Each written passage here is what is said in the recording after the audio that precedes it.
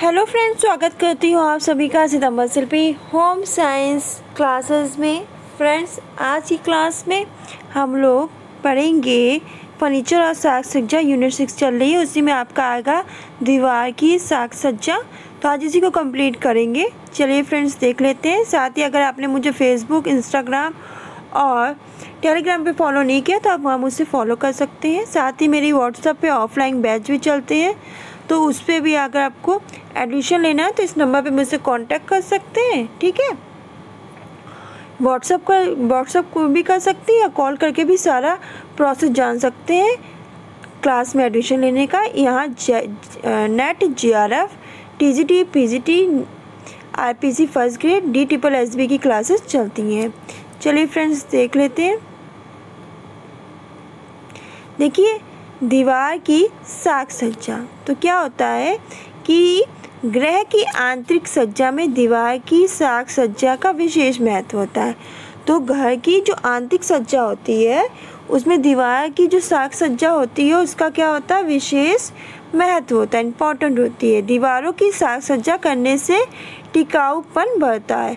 तो दीवार की साज सज्जा करने से क्या होता है, उसका टिकाऊपन क्या होता है, बढ़ता है, गुणों में वृद्धि होती है।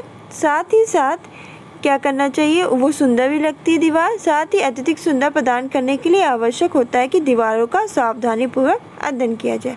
तो देखा जाए दीवार किस टाइप की है, उसका अध्ययन करके ही उस पर सुंदरता करनी चाहिए। ठीक है, देखिए दीवारों की परिसज्जा के उद्देश्य क्या होते हैं। तो क्या दीवारों की परिसज्जा करने के कुछ उद्देश्य होते हैं। पहला होता है दीवारों के गुणों में वृद्धि करना। तो क्या होता है कि जो दीवार होती है उसमें खुरदरापन होता है। ठीक है, उनमें क्या खुरदरेपन को क्या किया जाता है, दूर किया जाता है। उनको क्या किया जाता है, छुपाया जाता है, कवर किया जाता है। इससे क्या होती है, दीवार क्या होती है, चिकनी हो जाती है, आकर्षक लगती है और टिकाऊ बन जाती है। सज्जा बढ़ाने के लिए, तो जो दीवार है उस पर सज्जा क्यों की जाती है, सज्जा बढ़ाने के लिए। ठीक है, तो सज्जा बढ़ाने के लिए उस पर क्या किया जाती है, दीवार पे परिसज्जा की जाती है। तो क्या होता है, दीवार को जब कवर कर लिया जाता है, ठीक है, उसके बाद क्या किया जाता है, जब दीवार को जब कवर कर लेंगे उसके बाद उसकी आंतरिक सज्जा पे हम लोग क्या करेंगे, ध्यान देंगे। उसकी आंतरिक सज्जा को बहुत ही अच्छे से करेंगे। इससे क्या होगी, दीवार सुंदर लगेगी। ठीक है, फिर कमरे को विशेष भाव से युक्त बनाना। तो क्या होता है कि कमरे की दीवार का जैसा रंग होगा वैसे ही भाव की अभिव्यक्ति होगी, और रंगों से के माध्यम से ही क्या किए जाते हैं, भाव व्यक्त किए जाते हैं, अभिव्यक्त किए जाते हैं। तो कमरे का जैसा रंग होगा पुताई का, दीवार का, ठीक है, तो वैसे ही मन के भाव भी अभिव्यक्त होंगे। ठीक है, और रंगों के माध्यम से क्या किया जाता है, भाव को क्या किया जाता है, अभिव्यक्त किया जाता है, व्यक्त किया जाता है।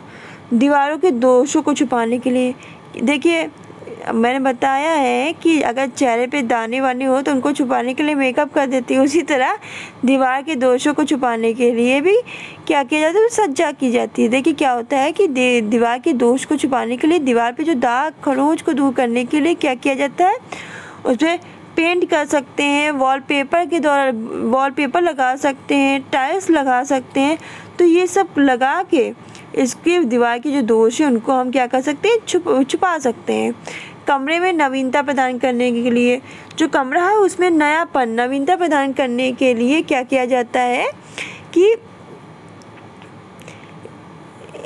जैसे एक कमरा है उसमें हम येलो कलर का हर रोज एक साल बीत गया, येलो कलर 2-3 साल पुताई करा रहे हैं, पेंट करा रहे हैं, ठीक है, तो उसमें भी हम येलो कलर रख रहे हैं। तो एक कलर से क्या हो जाता है, इंसान ऊब जाता है। लाइफ में परिवर्तन होना चाहिए।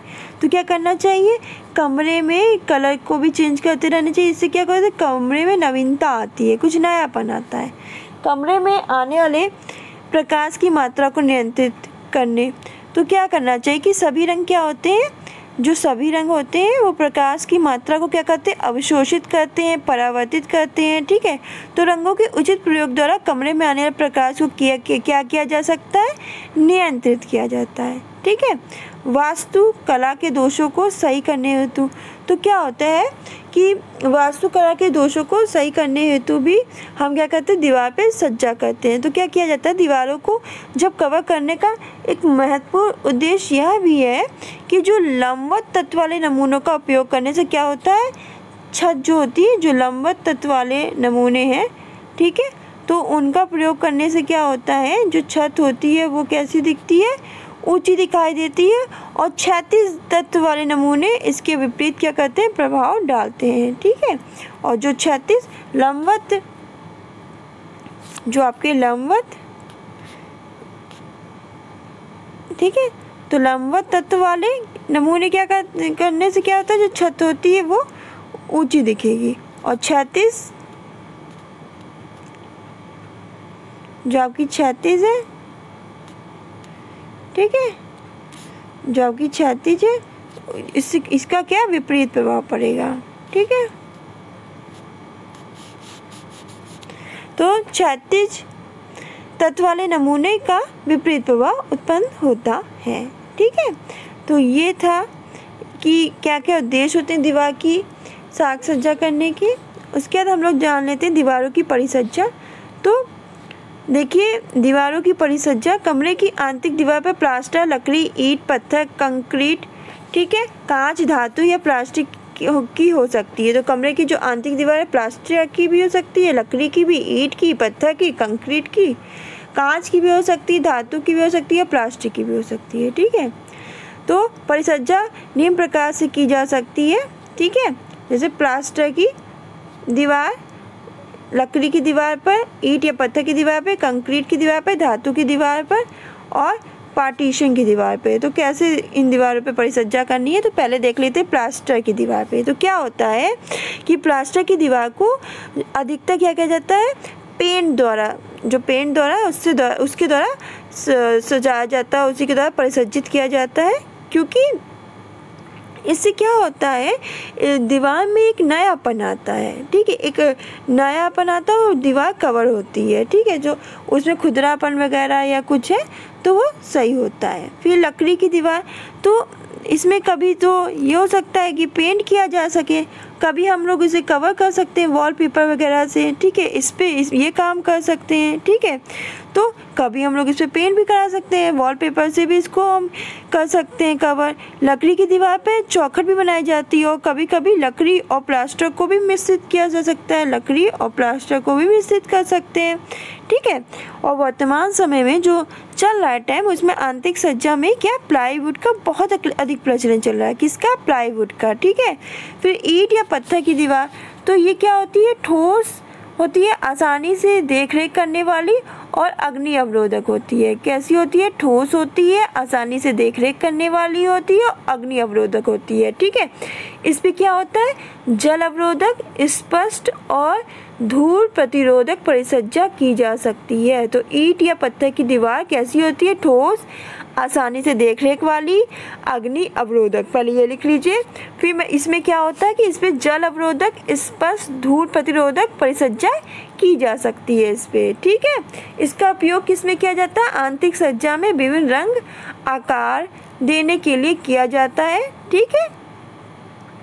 हमें इस बात का ध्यान भी रखना चाहिए कि अधिक ध्वनि को ये क्या करता है, परावर्तित करता है।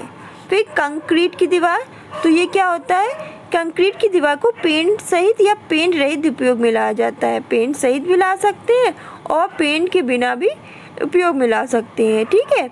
ये क्या होता है, ईंट और पत्थर की दीवार की अपेक्षा कम महंगी होती है, ठीक है। तो ये ईंट और पत्थर की दीवार के अकॉर्डिंग कंक्रीट की दीवार कम महंगी होती है, ये सब लिख लीजिए, ठीक है। इसमें पत्थर के छोटे टुकड़ों को मिला के क्या किया जाता है, आकर्षक बनाया जाता है, सुंदर बनाया जाता है। तो ये ईंट और पत्थर की दीवार के अकॉर्डिंग कम महंगी होती है। और इसमें क्या किया जाता है, ईंट या पत्थर, इसमें क्या किया जाता है, इसमें छोटे छोटे टुकड़ों को, पत्थर के जो छोटे छोटे टुकड़े हैं उनको मिलाकर इसको क्या की जाती है, इसकी आकर्षण सतह तैयार की जाती है, ठीक है। इसमें पत्थर के छोटे छोटे टुकड़ों को मिलाकर आकर्षण सतह तैयार की जाती है। फिर धातु की दीवार, तो धातु की दीवार, तो इसका अधिकतर प्रयोग चलित दीवार के रूप में किया जाता है, जिसमें आवाज़ को अवशोषित करने का गुण होता है। तो धातु की दीवार इसमें इसका प्रयोग अधिकतर चलित दीवार के रूप में किया जाता है, जिसमें आवाज़ को अवशोषित करने का गुण होता है।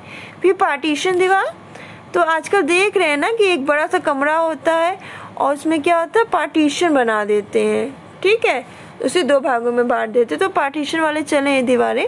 तो क्या होता है, लकड़ी की होती हैं, फाइबर ग्लास की होती हैं, प्लास्टिक की होती हैं, ठीक है, या लकड़ी की फ्रेम में होती हैं, ठीक है, या लकड़ी की फ्रेम में कागज़ लगा के बनाई जाती हैं, ठीक है।